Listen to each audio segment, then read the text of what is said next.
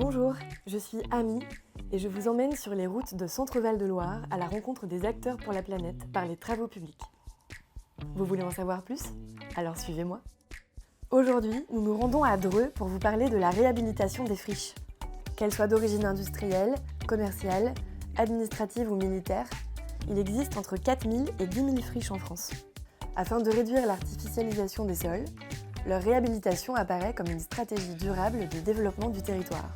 La réhabilitation des friches a des avantages en matière environnementale, économique et sanitaire, car elle permet de lutter contre l'artificialisation des sols et retrouver certaines de leurs fonctions environnementales et de favoriser ainsi le retour de la biodiversité en ville, de réduire les risques sanitaires liés à la pollution présente dans ces sites grâce à l'utilisation des plantes pour stabiliser la pollution, ou encore par la dégradation des polluants organiques en décomposés moins toxiques, de participer à la revalorisation économique d'un territoire en améliorant les valeurs foncières des propriétés qui l'entourent. Mais comment les villes et les agglomérations s'emparent-elles du sujet? Pour répondre à cette question, nous avons rencontré Pierre-Frédéric Billet, maire de Dreux. Monsieur le maire, vous avez engagé l'opération sur la friche de la ZAC du Square. Pourquoi avez-vous lancé ces travaux? Écoute, je suis ravi de t'accueillir ici dans cette belle ville de Dreux. Nous sommes sur la ZAC du Square, qui est le premier site industriel historiquement à Dreux.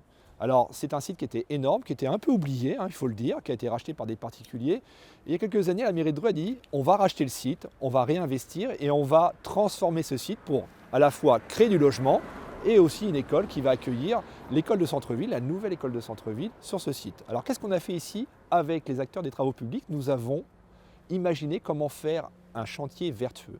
Donc il faut savoir que 98,5% des matériaux déconstruits ici ont été réutilisés sur site pour reconstruire des logements, faire des voiries et pour la future école.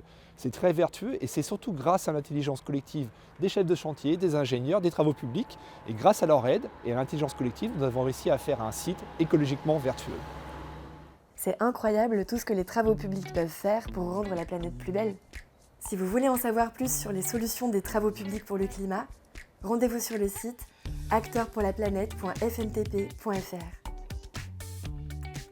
Vous pourrez aussi rencontrer près de chez vous les acteurs pour la planète en mars 2022 lors de Place des TP.